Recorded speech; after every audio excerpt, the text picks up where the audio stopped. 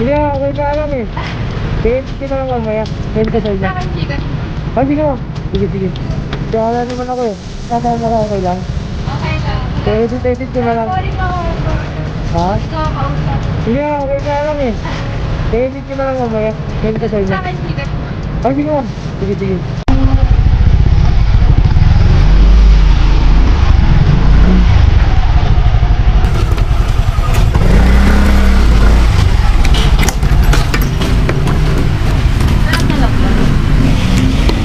So, gusto yung shower cup ko eh.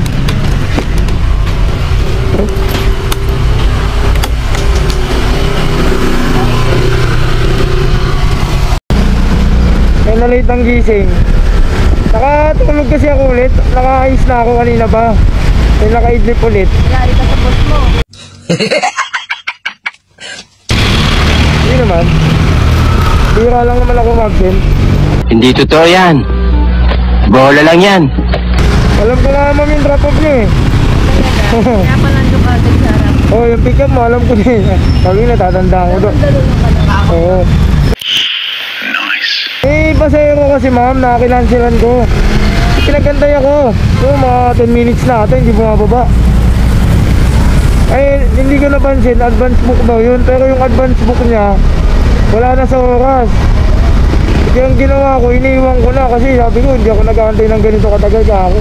Okay po, mga 5 minuto eh. Nag-aaya. Hmm? Ganyan? Naku, kasi sama siya ganyan. Nag-reply yung card na live. Oh? Hindi ko pinapansin. Ay, iba yung pakay nun ma'am. Iba yung pakay.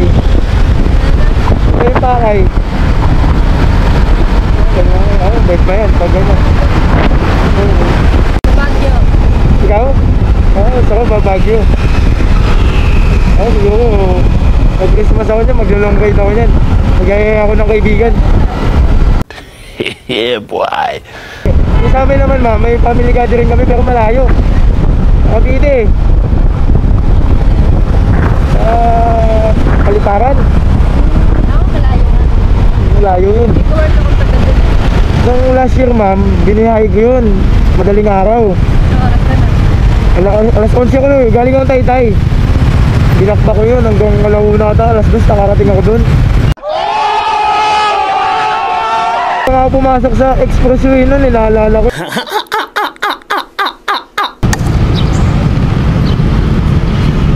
Buhay yung milk tea ko, no? Hindi naman ma'am. Buhay pa naman. Buhay pa. Ma'am, nagbablog ako ah. Ah, talaga? Oo. Send mo sa akin yung vlog mo. Nakasama ka, okay lang? Okay lang. Edit ko na lang. Boring ako. Ha? Boring ako kausap. Hindi okay nga lang eh. Edit ko na lang mamaya. Send ko sa Send mo inyo. sa akin, Gcash mo. Ah, sige ma'am. Sige. Thank you.